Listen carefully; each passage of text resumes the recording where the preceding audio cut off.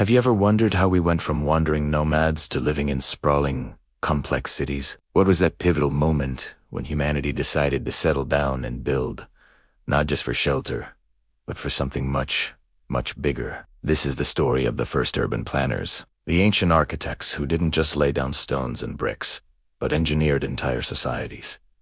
This is how cities became engines of order and control. For tens of thousands of years, our ancestors lived in small, mobile groups, following the seasons and the herds. But around 10,000 years ago, something incredible happened. The agricultural revolution. For the first time, we could produce a surplus of food. This surplus was the seed from which the first cities grew. People no longer had to move. They could stay, build, and form larger communities. But with more people living together, a new set of problems emerged. How do you manage thousands of individuals in one place? How do you prevent chaos? The answer, it turned out, was in the design. Let's travel back over 4,500 years to the Indus Valley, to a city that was a marvel of its time. When archaeologists unearthed its ruins, they weren't just looking at old buildings. They were looking at a master plan. The city was laid out on a near-perfect grid system. Streets ran straight, intersecting at precise right angles. This wasn't accidental. A grid is the ultimate expression of logic and order imposed on the natural landscape.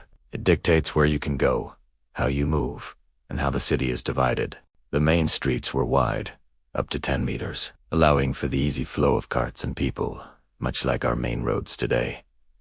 Smaller lanes branched off, leading to residential blocks. This wasn't just about getting from point A to B. It was about organizing life, separating public and private spaces, and creating a predictable, manageable environment for tens of thousands of inhabitants. The grid was the skeleton of the city, giving it a rigid structure that everything else was built upon. Now, let's fast forward a couple of thousand years to the Roman Empire, the masters of engineering and administration. If Mohenjo-daro was the prototype, Roman cities were the finely tuned production model. At the heart of their urban planning philosophy were two key roads: the Cardo, running north-south, and the Decumanus, running east. Where these two main arteries crossed, you'd find the city's core. This simple cross-shaped layout was the blueprint for hundreds of Roman towns and military camps, from Britain to North Africa. Why was this so effective? Because it was scalable, efficient, and easy to navigate. For an empire built on military conquest and trade, having standardized city layouts meant soldiers and merchants could orient themselves in any new settlement. The grid wasn't just for convenience. It was a tool of empire, stamping a distinctly Roman identity onto conquered lands. It was a visible declaration. This land is now part of an ordered, civilized system. But a city is more than just its streets. To support a large population, you need one crucial element: water. And nobody managed water like the Romans. Their aqueducts are legendary, colossal structures that snaked across the landscape for miles, carrying fresh water from distant springs right into the heart of cities. This was an unprecedented feat of engineering. It meant Romans had access to clean drinking water, elaborate public baths, and even flushing toilets. But let's go back to Mohenjo-daro for a moment. They also had a sophisticated water system. Nearly every house had its own well and a dedicated bathing area that connected to a citywide covered drainage system. This was revolutionary. These weren't just ditches by the side of the road. They were carefully constructed brick channels that carried wastewater away from homes, preventing the spread of disease. At the center of Mohenjo-daro was the Great Bath, a huge, watertight public pool. While its exact purpose is debated, it was clearly a central part of civic life, likely tied to religious or purification rituals. In both Mohenjo-daro and Rome, managing water was about more than just hygiene. It was a demonstration of power. A government that could provide clean water and remove waste was a government that was effective and in control. It was a tangible benefit of living in a structured society, a daily reminder of the power and competence of the ruling authority. Public health became a tool of governance, creating a healthier, more productive, and more governable population. With the basic needs of navigation and sanitation met, ancient cities could focus on creating spaces for public life. In the center of every Roman city, at the intersection of the Cardo and you would find the Forum.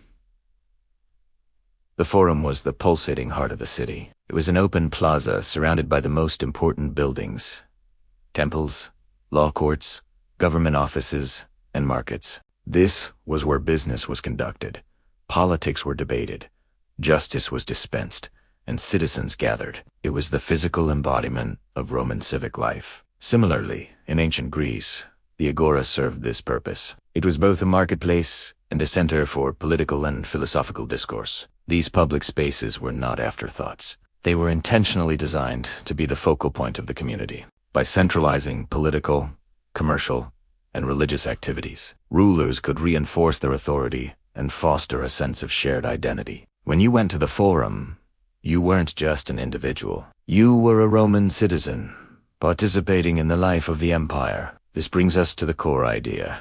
Ancient urban design was fundamentally about order and control. Every element, from the layout of the streets to the grandeur of public buildings, was designed to reinforce the social and political hierarchy. Think about the architecture. In Rome, the emperor's palace or the grand temples would dominate the skyline, constantly reminding people of the power of the state and the gods. In Mohenjo-daro, the city was divided into a lower town, where the general population lived, and a raised western mound, known as the citadel. This citadel housed the major public buildings, like the great bath and granaries. This physical separation and elevation created a clear visual hierarchy. Those in power literally looked down upon the rest of the city. Architecture became a language of power, communicating who was in charge without a single word. The very structure of the city told you your place within it. It created a sense of inevitability about the existing social order, making it seem as natural and permanent as the stone buildings themselves. So what is the legacy of these ancient master planners? Look around your own city today. Do you live on a street that's part of a grid? That's a direct inheritance from places like Mohenjo-daro and Rome. Do you have public squares, parks, or civic centers where people gather? That's the modern equivalent of the Forum and the Agora.